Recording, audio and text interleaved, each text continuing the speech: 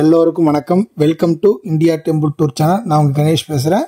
நம்ம சேனலில் பழமையான தலங்களும் அதனுடைய வரலாற்று செய்திகள், அது எப்படி போகணும் அப்படிங்கிறதெல்லாம் பார்த்துக்கிட்டு வரோம். அந்த வகையில் இந்த வாரம் நம்ம பார்க்க போகிறது தேவார பாடல் பெற்ற 276 சிவத்தலங்களில் இத்தலமானது 13வது தலமாகும். தேவார பாடல் பெற்ற காவேரி தென்கரை சிவத்தலங்களில் 50வது தலமாகவும், பார்வதி தேவி காத்தியாயன முனிவரின் மகளாக பிறந்து சிவபெருமானை வழிபட்டு அவரையே மணந்து இறைவனை அடைந்த தலமாகவும், திருத்தெளிச்சேரி என்றும் கோவில் 10 என்றும் அழைக்கப்படுகின்ற ஸ்ரீ பார்வதீஸ்வரர் கோயில் காரைக்காலில் அமைஞ்சிருக்கு. இந்த கோயிலை பற்றி தான் நம்ம பார்க்க போகிறோம். இந்த கோயிலை பார்க்குறதுக்கு முன்னாடி என்னுடைய சேனலை இதுவரையும் சப்ஸ்கிரைப் பண்ணாதுங்க, கொஞ்சம் சப்ஸ்கிரைப் பண்ணிடுங்க. பக்கத்தில் உள்ள பெல் பட்டனை அழுத்தினே தொடர்ந்து என்னுடைய பதிவுகளை பார்க்கலாம். கிட்டத்தட்ட 400க்கு மேற்பட்ட வீடியோக்களை போட்டிருக்கேன்.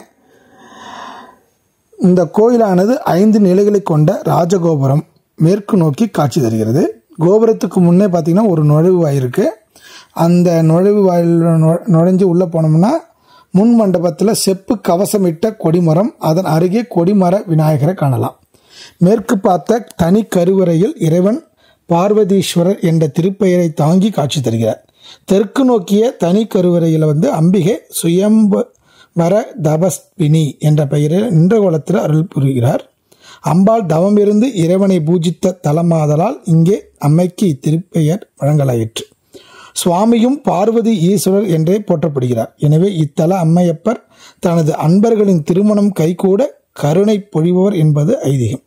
அதனை மெய்ப்பிக்கும் வகையில் சுவாமி சன்னதியின் சுவற்றிலும் உள் சுவற்றிலும் அம்பிகை ஐயனை பூஜிக்கும் புடைப்பு சிற்பங்கள் இருக்கின்றன. கருவறை சுற்றில் 63 மூவர் நாயன்மார்கள், நர்த்தன கணபதி, சூரியன், சனீஸ்வரன் ஆகியோர்கள் இருக்கிறார்கள். கருவறை கிழக்கு சுவற்றில் வள்ளி தெய்வானை சமேத முருகர் சன்னதி உள்ளது. கோஷ்ட தெய்வங்களாக தட்சிணாமூர்த்தி, லிங்கோத்பவர், துர்க்கை ஆகியோரை நம்ம காணலாம். தனி சன்னதியில் சனீஸ்வர பகவான் காட்சி தருகிறார். ஏறு ஏந்திய சிவன் மேற்கு நோக்கி தனி சன்னதியில் சுவாமி அம்பாள் ஐம்பொன் திருமேனிகள் கண்ணை கவர்கின்றன. சுவாமி கையில் ஏற்கலப்பை ஏந்தியுள்ளது தான் இது பெருஞ்சிறப்பாக இங்கே கருதப்படுகிறது. இதன் பின் ஒரு நிகழ்வும் உண்டு. ஒரு சமயம் சோழ நாட்டின் மழையின்றி பஞ்சம் ஏற்பட்டது. ஊர் எங்கும் மக்கள் பசி பட்டினியால் தவித்தனர்.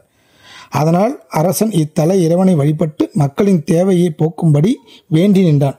கருணை கொண்ட இறைவன் மழை பொழிய செய்தார். பின் இறைவனே உழவனாக வேடங்கொண்டு விதை தெளித்தார். இதனால்தான் இத்தலம் திருத்தெளிச்சேரி என அழைக்கப்படுகிறது. இன்றும் ஆனி மாதம் விதை தெளி உற்சவம் இங்கு சிறப்பாக நடைபெறுகிறது. இறைவன் இறைவி எதிரே உள்ள சூரிய புஷ்கரணிக்கு எழுந்தருளி விதை தெளிக்கும் வைபவம் நடைபெறும். பின்னர் விவசாயிகள் விதை தெளிக்க தொடங்குவார்கள். இறைவனை வழிபட்டு சூரிய பகவான் சாபம் நீக்கப்பட்டதால் ஆண்டுதோறும் பங்குனி மாதம் 13 மற்றும் 13ஆம் தேதி முதல் 19ஆம் தேதி வரை அஸ்தமன சூரியன் தன் பொன் நிற கதிர்களால் இறைவனை ஆராதனை செய்யும் காட்சி கண்கொள்ளா காட்சியாக இருக்கும். அந்த நாட்களில் சூரிய பூஜை வெகு விமர்சையாக இங்கு கொண்டாடப்படுகிறது. சூரியனின் கதிர்கள் சுமார் 4 மணி அளவில் மூலவரின் கருவறை வழியாக சிவபெருமானின் சிரசில் படும். தாமரை மலர் கொண்டு மூலவருக்கு ஆராதனைகளும் அபிஷேகங்களும் நடைபெறுகின்றன. அபிஷேகத்துக்கு தேவையான தீர்த்தங்கள் எதிரே உள்ள சூரிய புஷ்கரணிலிருந்தே கொண்டு வரப்படுகிறது. திருஞான சம்பந்தர் திருக்கடவூர், திருவேட்குடி ஆகிய தலங்களை தரிசித்து தேவாரம் பாடிவிட்டு காரைக்கால் நகரை நோக்கி வந்தார். அங்கு சிவபெருமானால் அம்மையே என்று அழைக்கப்பட்ட பெருமைக்குரிய காரைக்கால் அம்மையார் பிறந்த புனித பூமியினை கால்களால் மிதிக்கக்கூடாது என்று அஞ்சி மண்ணை தொட்டு வணங்கிவிட்டு நகரின் வடபுறம் உள்ள திருத்தெளிச்சேரியில் நின்று கொண்டார். அவர் இத்தலத்தை கவனிக்காமல் சென்றதால் இத்தலை விநாயகர் திருஞான சம்பந்தரை 10 முறை பெயரிட்டு அழைத்தார். 10வது முறை குரல் கேட்டு வந்து திருஞான சம்பந்தருடன் இத்தலை ஈசனை பற்றி பாடுமாறு கூற அதன்படியே திருஞான சம்பந்தரும் பார்வதீஸ்வரரை பற்றி பாடினார். விநாயகர் திருஞான சம்பந்தரை 10 முறை கூவி கூவி அழைத்தமையால் 10 கூவி என்று அழைக்கப்பட்டது. கூவி 10 என மாறி அதுவே கோவி 10 என்றும் கோவில் 10 என்றும் அழைக்கப்படலாயிற்று. இதனால் இக்கோயிலுக்கு கோவில் 10 என்ற இன்னொரு பெயரும் உண்டு. திருஞான சம்பந்தர் இத்தலத்திற்கு வந்தபோது தமது திருக்கூட்டத்தாருடன் வாத்திய இசைகள் முழங்க வந்தார். இதனால் கோபமடைந்த பௌத்தர்கள் அவர்களை தடுக்க சம்பந்தர் 5 எழுத்து மந்திர பதிகத்தை பாட பௌத்தர்கள் தலையில் இடி விழுந்தது. அவர்கள் ஓடிச் சென்று சாரிபுத்தன் என்பவனை அழைத்து அவன் தலைமையில் சம்பந்தருடன் வாதிட்டு தோற்றனர். பின்னர் அனைவரும் சைவர்களாக மாறிய தலம் இத்தலம். திருஞான சம்பந்தர் பாடி அருளியுள்ள இத்தலத்திற்கான இப்பதிகம் 2ஆம் திருமுறையில் இடம்பெற்றுள்ளது. இத்தல பதிகத்தில் தினமும் ஓதுவார் வானவர்கள் சூழ வாழ்ந்திருப்பர் என்ற பதிகத்தின் கடைசி பாடலில் சம்பந்தர் குறிப்பிட்டிருக்கிறார். இக்கோயிலானது காலை 6 மணி முதல் 12 மணி வரையும், மாலை 4 மணி முதல் இரவு 8:30 மணி வரையும் திறந்திருக்கும்.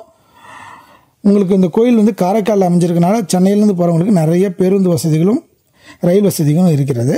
கோயிலுக்கு காரைக்கால் பேருந்து நிலையத்தின் அருகிலேயே அமைஞ்சிருக்கு. இந்த கோயிலுடைய அருகில் இருக்க தலங்கள் பார்த்திங்கன்னா உங்களுக்கு தர்ப்பணேஸ்வரர் திருநள்ளாறு சனி பகவான் கோயில் இருக்குது. காரைக்காலிலே அமைஞ்சிருக்க காரைக்கால் அம்மையார் கோயில் இருக்குது. பக்கத்திலே ஒரு பாடப்பட்ட ஸ்தலமாக இருக்கின்ற யாழ்முறிநாதர் கோயில் தருமபுரம் அருகிலே இருக்குது.